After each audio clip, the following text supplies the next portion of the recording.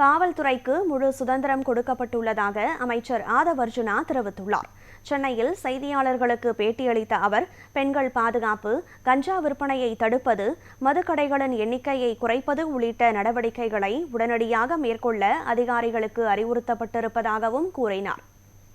வில்லிவாக்கம் தொகுதியில் பிரச்சாரம் மேற்கொண்ட பொழுது காலையில் 5 மணி நேரம், ஈவினிங் 5 மணி நேரம்னு பிரச்சாரம் செஞ்சுருக்கோம். நடந்து போயிருக்கேன்.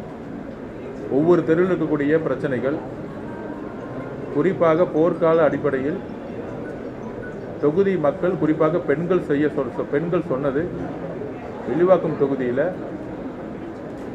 ட்ரக்ஸ் கல்ச்சர் அதிகமாக இருக்குன்னு. அதுக்கப்புறம் டாஸ்மாக் 11 கடை இருக்குது.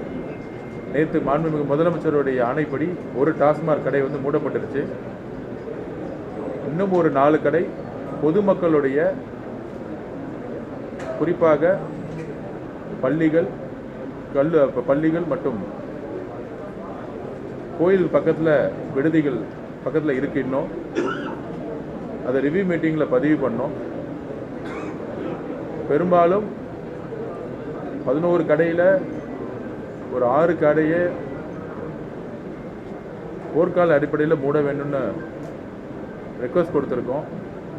ஏன்னா பெண்கள் எந்த தெருவிலையும் நடமாட முடியல. அதுக்கப்புறம் ட்ரக்ஸ் கல்ச்சரை இம்மீடியட்டாக விற்கிறவங்களை குண்டர் சட்டத்தில் அடைக்க சொல்லியிருக்கிறோம்.